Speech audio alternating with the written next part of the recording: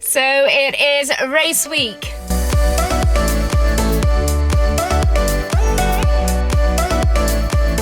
So I thought I would do something a little bit different to the normal weekly vlogs. There's not been a lot going on. I've been in Taper. There's been no sessions, no big long runs. There's not really been anything as such to speak of. Just a few easy runs, some marathon paced runs. So it's Thursday evening and we've been out again with the buggy. Harry's flat out. Matt kept me company again. Tonight was 1 mile warm up, 4 at marathon pace. I went a bit too quick. And got excited, you say? Yeah, got excited. It's that taper effect just kicking in. Actually, I'm feeling like I will struggle to hit any sort of pace for any given mileage, let alone 26 right now.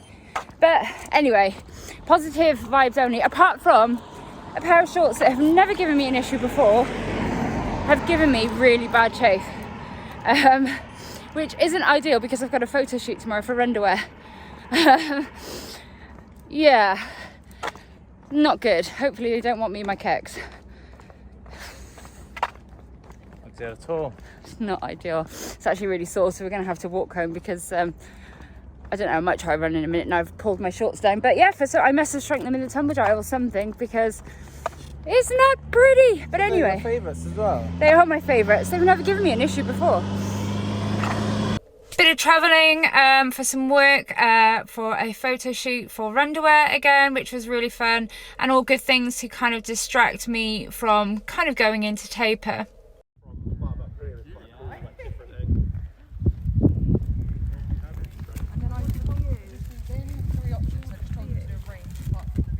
But now we are on race week and I'm getting a lot of the same questions asked, so I thought it would be a good time to address some of them. I also opened up to some of you guys what you would like to know, what kind of things that you would like answered ahead of the race. So we're going to talk about the taper, a little bit about nutrition, and the big one, goals for the race. Yeah, so we'll talk about that too. This isn't going to be the only vlog this week. So this will be going up hopefully Tuesday, and then I will be covering our trip to Berlin and obviously the big race day. Okay, so look, I'm going to crack on straight away with some of the questions that I've been asked and talk about what I've been doing. So let's start off with taper. So the taper hasn't been as active as I wanted it to be. I don't know if they're more psychological or anything, but I've been listening to my body a little bit more. I have backed right off. There's absolutely nothing to gain from pushing through runs at this stage, but an awful lot to lose. So I did knock my last longish run on the head. I've just done these easy pace runs. I did do the marathon pace run, but yeah, just listening to my body, my glute just felt a little bit niggly. But again, I don't know if that's in my head, if it's just taper crazies, I don't know, but I'm more than happy backing off a little bit. Like I said, absolutely nothing to gain from pushing through what you think might be a niggle or anything sinister in a taper. It's just best to back off, listen to your body, ease up, and yeah, let it kind of just recover before going for it at the marathon. The glute's fine now. We're into race week. Everything's fine. I am a little bit run down. I don't know if you can see on camera, but I have some friends joining me for Berlin. It's been a long time since I've had a cold sore, and I've hit taper and I have erupted in cold sores, which aren't very nice. They're grim. They're quite painful at the moment. They're in the blister stage. But yeah, they're coming along to Berlin. I feel like my body's just like, whoa, okay, right. Yeah, you've been hammering me for months, which I have. But yeah, top tips to taper: just listen to your body, take it easy, make sure that you are hydrating while you're fueling well, make sure you get the protein in for muscle repair. Carb loading, don't go crazy with it. Now I have over carb loaded before, and it's always resulted in a bad belly on race day. So if you know my history, you will know that I have run Berlin before, and unfortunately I had a bad stomach all the way around, and that was down to a pasta party late the night before, and too many bananas out on the course. Never used bananas before when fueling for a marathon, so I don't know why I thought it was a good idea on race day. So 2 things there: just be careful with the carb load. You don't need to overdo it. For me, I will be eating pretty normally up until maybe Friday, Thursday afternoon, and then just naturally just increase some carbs, just include more carb choices such as bagels, rice, a little bit of pasta. It doesn't generally sit that well with me. I'll try and find gluten-free now, because I tend to bloat and it upsets my stomach a little bit, but yeah. I'm also going to be taking on some more carbs via liquid form. So I'm going to be using the Morten Drink Mix 160 the day before, and the morning of the race. And so yeah, just to get some, rather than eating loads and feeling really stodgy and bloated, the last thing I want to feel like is just really, really heavy. So yeah, that's my plan for carb loading. I've been asked kind of what our plans are whilst we're out in Berlin. So we are flying out Thursday lunchtime, and we'll be there Thursday afternoon. I think on the Friday we'll go and do a little bit of sightseeing, not too much. We don't want to be walking miles and miles and miles, but obviously we do want to make the most of visiting another city. So yeah, go and do a bit of sightseeing on the Friday. Saturday will be expo, shakeout run, and generally taking it easy. And then obviously Sunday, race day. Woo! When it comes to food, I've been asked about food whilst we're out there. Again, it's just making kind of more plain choices and not going wild on the food. We'll probably be eating out the majority of the time. I think we've got a kitchenette in where we're staying.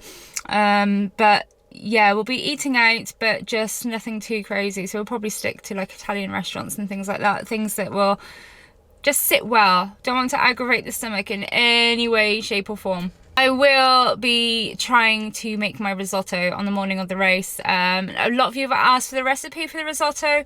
So the recipe for the risotto is, for one person, or for me, it's 100 grams of risotto with 200 mils of light coconut milk, 200 mils of oat milk, and honey and cinnamon to taste, basically.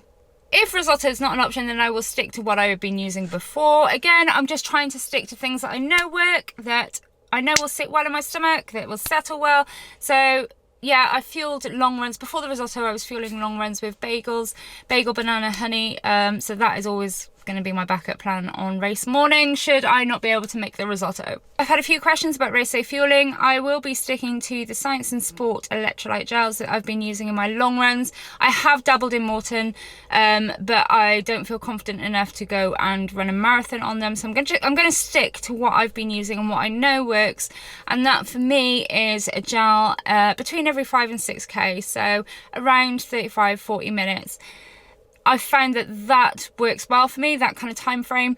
Keeps my sugars pretty level too, which is, it's a huge worry going into this race that my blood sugars will go AWOL, but I can only do what I have done previously and what I know works, and if anything kind of goes wrong, well, it's something I'll have to look at after. I can only do what I've tried and what I've found to work. Obviously there's so many things in a marathon that are beyond your control. Race day, the day before, whatever it is, but you've just got to be able to control the controllables. So that's my gels. So I'll be taking about 6 gels with me. I'll have a gel at the start line, and also just topping up water as and when. A few other questions that I've got asked if I've had any niggles in training. If you've been following the series, I did have an issue with my glute early on, which meant 5 days off running, but that was pretty mild. I've just had your general aches and pains, but nothing at all sinister. This has been the longest period of time for me as a runner that I've been consistent, and I do wholeheartedly put that down to running easy miles easy, and actually backing what I thought was an easy pace beforehand, or an easy heart rate, was actually too high, and I was kind of in that grey steady zone. So my heart rate now is a lot lower for my easy runs, and that seems to have given me a lot of longevity and being able to be consistent. I also credit it to regular strength training. As you know, I've been working with Reese, and I've been doing 2 strength sessions a week pretty much most of this year, and that has also paid dividends. So I also got asked if I would have changed anything about my training, and hand on heart, no, I would not have changed a single thing. I think what I've done has worked. It hasn't produced the results that I originally wanted, but I'll touch upon that now. But yeah, when it comes to what I have done, the effort I've put in, no, I'm going into the marathon with my head held high, knowing that I have done my utmost to get to the best place that I can be in for this marathon. So let's talk race day. Race day. Yeah, okay, so I am starting off at 10:30. I am in Pen H, and that's based on my previous marathon PB of 4:45. It's a bit of a funny one for me. I presumed I was going off at 9 o'clock. I'm not, I'm going off at 10:30, which the only way I think it will impact me negatively may be the weather. It's meant to be quite warm as it stands at the moment. Obviously, we're checking the weather every day, but you know, I'll be out there for quite a long time. It's going to get warmer and warmer.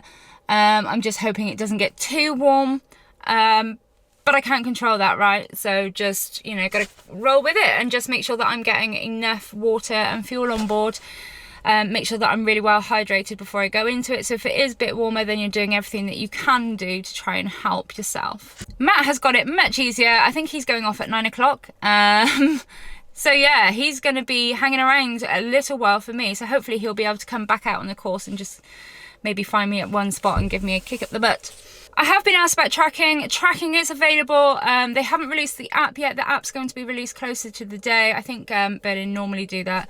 And for anybody that wants to track me, I will kind of put all of this information in another episode as well. But for anybody that wants to track me, my race number is amazing. It is 22122. I love that number. Absolutely love that number. But yeah, so you will be able to track me and see how I am getting on. Let's talk goals. Now, obviously, this whole journey is about Boston qualifying for Preston. I'm going to be careful here because I'm going to get emotional. I'm a little bit run down. But he's still very much my driving force. BQ hasn't gone anywhere. I'm still very much on that journey. But this is the thing, it is a journey, and you don't just simply arrive at a destination. And as much as I want to run with my heart and say that of course I can go out there and run a BQ or go and give it a shot, if you look at things sensibly, there's only certain things that you can do that are within your limits, and right now that's not in my on my radar. It's not within my capabilities, but it doesn't mean that it won't be. So this is just part of the journey towards my BQ, towards running Boston for Preston. So, I've made leaps and bounds this year. I've knocked chunks off my 5k, my 10k, my half, and hopefully now my marathon. So the goal for this marathon, I would absolutely love to get a sub 4. 4 would be amazing. It's an amazing goal to have, and I feel like it would be a really good step towards the BQ. And if I do get a sub 4, it's still 45 minutes off my marathon time, which is incredible. It's not to be sniffed at, right? So with sub 4 in mind, that being my A goal, my B goal will be to just PB. And my C goal will be to finish. Never take it for granted that these things are going to go your way or that you are going to finish. You just don't know. With the sub 4 being in mind, I've talked about it with Matt, and we have decided that the race strategy will be to go out at a comfortable pace, and we're looking at 9-minute miling. I think for sub 4 it's 9:09 minute miling. But yeah, we're going to go out at 9-minute miling and just see how comfortable that is. Now, hopefully, come race day, that should be comfortable. It feels comfortable in training, and it feels like a pace that I can kind of do for a long time. But who knows on race day? And I know there's a lot of tapered crazies that can go on, but I am being positive. I do know that I can run that. It's just at the moment, I think with the reduced running, you kind of start questioning your abilities, which is completely normal. But you have to have faith in the training that you have done, trust the training you have done, and look at all the positive outcomes from your training, even looking at the negatives which turned into a positive and things that you've overcome. You just got to look at all the positive stuff and keep that at the forefront of your mind. Accept that you're going to feel a bit wobbly about things, but that actually you've put in the work, and you know, you've got no reason to believe that it won't come together on race day. So yeah, hopefully 9-minute miling. So if you're going to be tracking me, you'll see the 9s on there. And I have to play that game which Matt loves, called Being Patient. Just be patient, stick at that pace, just try and hold it, maintain it, and then judge how I'm feeling as to when I try and hopefully kick on a little bit. So it could be 16 miles if I'm feeling really good, could be 18, it could be 20, but at some point I'm hoping to kick on. Oh God. Yeah, so at some point I'm hoping to kick on. It just depends how comfortable that pace feels and what happens on race day. But yeah, that is the race strategy for those of you that wanted to know. Being patient in my races so far, the PB races, has completely paid off. And yeah, I think it's something that I've developed during my training, is trusting in patience. Whatever happens on race day, I will be remembering my why, and you have to have that at the forefront of your head. Your why are you doing this? Because if you lose sight of that, then what are you running for? So that's it, just kind of like a pre-race roundup, goals, plans. Yeah, that's about it. Yeah, now I'm going to go and have a coffee. I'm going to go and finish packing, because trying to disperse 4 children to go away for adult time running marathons is quite hard. But yeah, I've got lots of packing to do, lots of organising to do. And yeah, get ready to fly out on Thursday. I hope that you are well. And I guess I will speak to you again in a few days' time once we have been to the expo, once we have found our feet in Berlin, and we'll update you before the race. Stay safe, happy running, and I shall speak to you soon.